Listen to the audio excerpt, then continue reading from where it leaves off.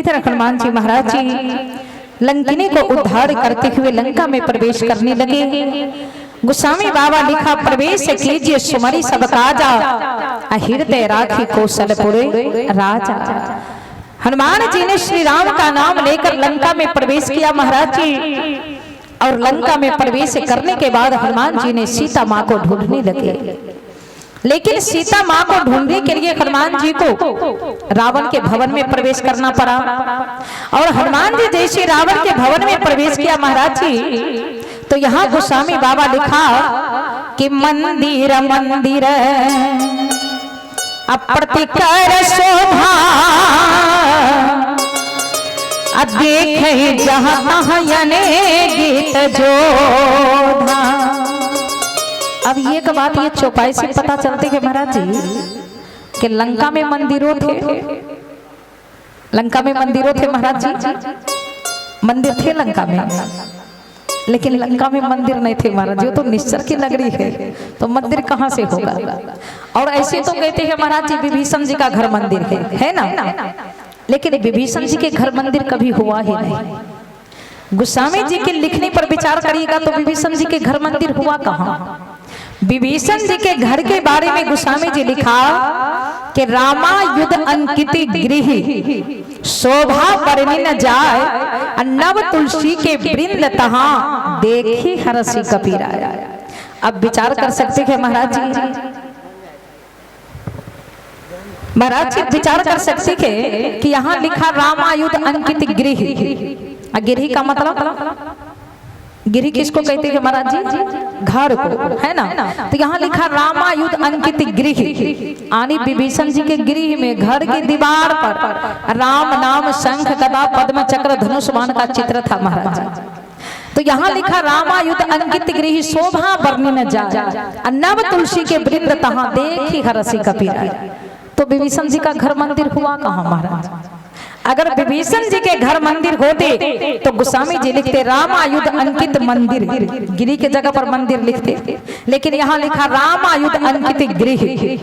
विभीषण जी का घर कभी मंदिर नहीं हुआ महाराज जी, और रावण के घर को तुलसी बाबा मंदिर लिख दिया।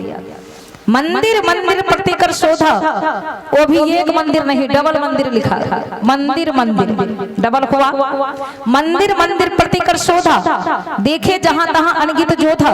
ये डबल मंदिर क्यों लिखा गोस्वामी बाबा, जबकि एक भी मंदिर लंका में नहीं।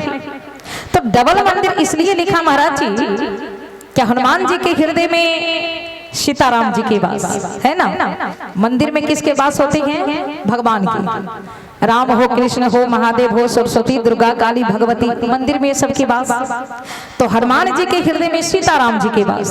तो एक मंदिर तो हनुमान जी का शरीर हुआ, और वो मंदिर समेत के महाराज जी हनुमान जी जैसे संत रावण के घर में जब अपना चरण रखा, तो रावण के जिस जिस भवन में हनुमान जी का चरण पड़ा महाराज जी, वो रावण का घर मंदिर बन गया। और एक हनुमान जी का शरीर मंदिर, और दूसरे में हनुमान जी जैसे संत के चरण पड़ा तो रावण का भवन मंदिर। इसलिए तुलसी बाबा लिख दिया मंदिर मंदिर प्रतिकर शोधा, देखे जहां तहां अनगित जोधा। हनुमान जी लंका के एक एक भवन में छलांग लगा के सीता माँ को ढूंढने लगे, लेकिन महाराज जी किसी भवन में सीता माँ मिले नहीं। अब इस बात से विचार करिए कि लंका में कितना भवन था, तुलसी बाबा में गिनती नहीं कर पाया। वो भी कोई साधारण लंका नहीं, सोने की लंका। और ये स्वयं महाराज जी भूत बावन भोलेनाथ के मैया पार्वती के कहने पर विश्वकर्मा जी से बनवाया था। लेकिन गिरि प्रवेश में रावण के पिता विश्वकर्मा मुनि को बुलाया, घरवास में पुरोहित बन के पंडित जी बनकर। लेकिन महाराज जी पूजा करवाया, गिरि प्रवेश करवाया। अब पूजा की दक्षिणा जब मांगने के लिए भोले बाबा कहा तो वही सोने की लंका मांग लिया। विचार करिए, अब जिसे स्वयं भोले बाबा बनाए हो, जिसे विश्वकर्मा जी अपने हाथ से बनाए हो, वो भवन थोड़े कमी हो सकते हैं महाराज। लेकिन आज जब रावण सीता माँ को ले गए तो लंका के भवन में नहीं रखा, कहाँ जाके रखा, अशोक वाटिका में ना। इसका मतलब है कि रावण का कोई घर खाली ही नहीं होगा। लेकिन नहीं महाराज, अशोक वाटिका में रखने की रावण को कारण था, क्योंकि महाराज जी पुष्प रामायण में तुलसी बाबा वर्णन किया कि रावण के पिता विश्रवा मुनि जो थे ना महाराज जी, वो 2 विवाह किया था। और पहला विवाह किया था गुरु वशिष्ठ जी के पुत्री से, जिसमें कि एक पुत्र हुआ जिसका नाम है कुबेर। रावण से बड़ा कुबेर था महाराज जी, जो कि रावण शक्ति से कुबेर का विमान खींच लिया, हरण कर लिया महाराज जी, पुष्प विमान। और बड़े पुत्र का नाम विश्रवा मुनि का है कुबेर, एक पुत्र। 5 वर्ष की कुबेर हुआ, विश्रवा मुनि तपस्या करने चले गए। लेकिन जब तपस्या करने गए ना, तो इधर रावण की मां केकसी भी 18 वर्ष की हो गई थी। तो विश्रवा मुनि को तपस्या करते देखा कौन? तो रावण के नाना। रावण के नाना के नाम तो जानबे करते थे। रावण के नाना कौन है महाराज जी? कोई तो कहते हैं मालवंत जी, है ना, लेकिन रावण के असली नाना नहीं है। रावण के नाना का मित्र है मालवंत जी, जो कि रावण के राज दरबार में मंत्री का काम करते हैं। रावण के असली नाना का नाम है सुमाली नाम के राक्षस, और जिसकी पुत्री है महाराज जी केकसी। सुमाली राक्षस विश्रवा मुनि को तपस्या करते देखा ना, तो अपनी पुत्री से जाके कहा, बेटी ये लंका के बड़े धनवान व्यक्ति है, और अगर तुम इसकी तपस्या भंग कर दोगे ना, तो हम तुम्हारी विवाह इन्हीं के साथ करेंगे। केकसी समझाने लगे, पिताजी वो तो विवाहित है, उनके पास एक संतान है, और आप उन्हीं से विवाह करेंगे। सुमाली राक्षस कहने लगे, बेटी चाहे कुछ भी हो, लेकिन तुम्हारी विवाह उन्हीं के साथ करेंगे। पिता के कहने पर केकसी ने विश्रवा मुनि को तपस्या भंग कर दिया। विश्रवा मुनि की तपस्या भंग हुआ। आंखें खुला देवी, मैंने तुम्हारा क्या बिगाड़ा था जो तुमने मेरी भक्ति में विघ्न डाला? केकसी हाथ जोड़ दिया, महाराज क्षमा करें, मैं कोई गलत भावना से आपकी तपस्या भंग नहीं किया। हम तो आपसे विवाह करना चाहते हैं। विवाह? लेकिन मैं विवाहित हूँ, मेरे पास एक संतान है। केकसी कहने लगे, कुछ भी हो, लेकिन विवाह मैं आप ही से करूंगा। विश्रवा मुनि तैयार हो गए महाराज जी, विवाह करके केकसी को लाए, लंका में उसी दिन छोड़ दिया, और फिर तपस्या करने चले गए। लेकिन महाराज जी तपस्या करके विश्रवा मुनि ने 10 वर्ष के बाद लौट कर आया। अपनी छोटी पत्नी केकसी के पास गई। केकसी बातों बात में कहने लगी, सुनिए, विवाह करके लाए और आप तपस्या करने चले गए। 10 वर्ष के बाद आप लौट कर आए कि अगर 10 वर्ष मेरे साथ रहते तो अब तक में तो हमें 10 पुत्र की प्राप्ति हो जाती। विश्रवा मुनि हंसने लगे, देवी बात तो सत्य है, मैं तुम्हारी बातों से बड़ी प्रसन्न हूँ, इसलिए ब्रह्मा जी के वरदान के अनुसार से मैं तुम्हें एक पुत्र ऐसा दूंगा जो कि 10 पुत्र की बराबरी होगा, और ब्रह्मा जी के वरदान के अनुसार से एक पुत्र ऐसा दूंगा जो कि 6 महीने तक सोएंगे, एक दिन जागेगा, और एक पुत्र ऐसा दूंगा जो भगवान श्री हरि नारायण का परम भक्त होगा। वही महाराज जी समय आने पर केकसी मां ने 10 मस्तक 20 भुजा वाले रावण का जन्म हुआ, 6 महीने सोने वाले कुंभकर्ण का जन्म हुआ, और अंत में एक भक्त विभीषण जी का जन्म हुआ। समय बीतते गए महाराज जी, रावण बड़े हो गए, अत्याचार बढ़ने लगे। एक दिन महाराज जी एक रंभा नाम की अप्सरा, जो रात दिन श्रृंगार करके कुबेर के पास जाया करते थे, लेकिन संजोग से एक दिन रास्ते में रावण से मुलाकात हो गई। रावण देखा, रंभा इतनी सज धज के कहां जा रही हो? रंभा कहने लगे, तुम्हारे बड़े भाई के पास। रावण कहा, रंभा आज मेरे पास रहो। रंभा समझाने लगी, रावण तुम्हारे बड़े भाई के नाते मैं तुम्हारी भाभी मान लगती हूं, और इस तरह से अनिष्ट बातें रावण भगवान के लिए ना बोलो तो वही अच्छा होगा।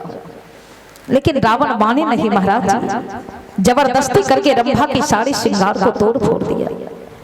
रोती बिलखती रंभा जब कुबेर के पास आई, रंभा की दशा देखा। कुबेर पूछा, रंभा ये दशा किसने किया? कहा, आपका वो दुष्ट भाई पापी रावण ने किया।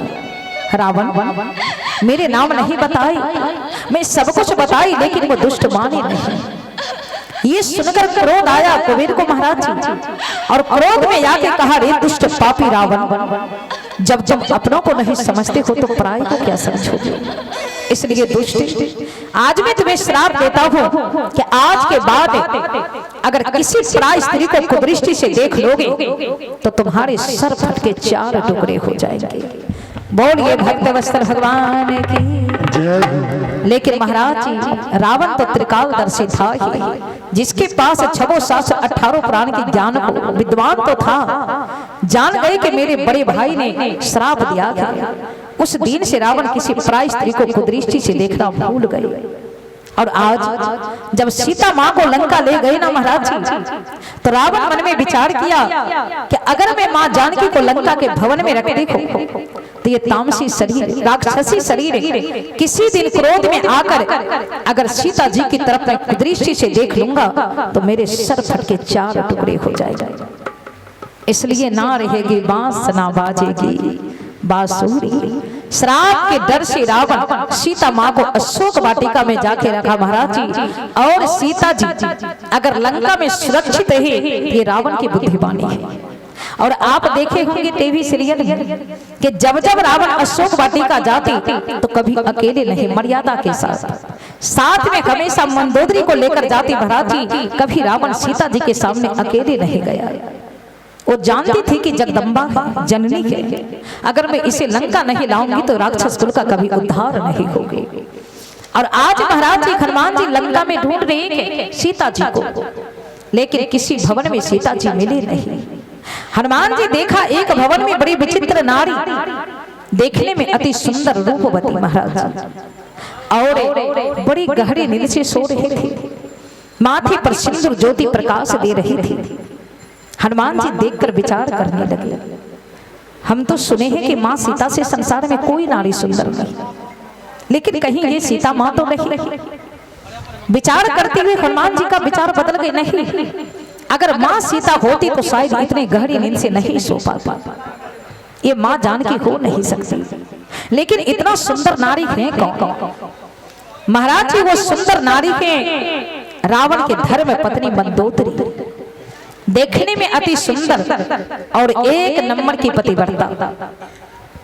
रावण की पत्नी इतना पतिव्रता थी महाराज जी कि मंदोदरी जब श्रृंगार करके रावण के साथ राज दरबार में बैठ जाती ना, अब मंदोदरी कान की कुंडल की चमक जब पड़ जाती तो इंद्र के इंद्रासन हिलने लगते थे। इतना पतिव्रता था मंदोदरी। और लंका में महाराज जी जो जितना निश्चर राक्षस था उसकी पत्नी उतना पतिव्रता। रावण 1 नंबर के निश्चर, पत्नी मंदोदरी प्रथम स्थान को पतिव्रता में प्राप्त किया। कुंभकर्ण महाराज जी 1 नंबर के निश्चर, लेकिन उसकी पत्नी ज्वाला 1 नंबर की पतिव्रता। महाराज जी मेघनाद 1 नंबर के निश्चर, उसकी पत्नी सुलोचना 1 नंबर की पतिव्रता। लंका में सभी निश्चरी थे, लेकिन पत्नी सबकी पतिव्रता थी महाराज। आज हनुमान जी विचार किया इतने सुंदर मंदोदरी है कैसे। और यहाँ पर तुलसी बाबा रामचरितमानस में उत्तर लिखते हैं। महाराज जी जाके प्रश्न का जवाब देते हैं। आनंद रामायण पुष्प रामायण में लिखा कि मंदोदरी इतना सुंदर इसलिए है कि जिसे भगवान स्वयं अपने हाथों से बनाए महाराज वो तो सुंदर होवे करेंगे, है ना। और मंदोदरी को भगवान स्वयं बनाया। एक बार महाराज जी लंका में शिव जी की पूजा होती थी, शिवलिंग की। लेकिन महाराज जी शिवलिंग की पूजा करते करते वो जमीन में धंस गए। और केकसी ने रावण से कहने लगी, बेटे सुनो, जिस शिवलिंग की हम पूजा करते थे ना वो जमीन में चली गई। इसलिए रावण हम चाहते कि तुम कैलाश पर्वत पर जाओ और मेरे लिए भोले बाबा से एक शिवलिंग मांग कर ला दो।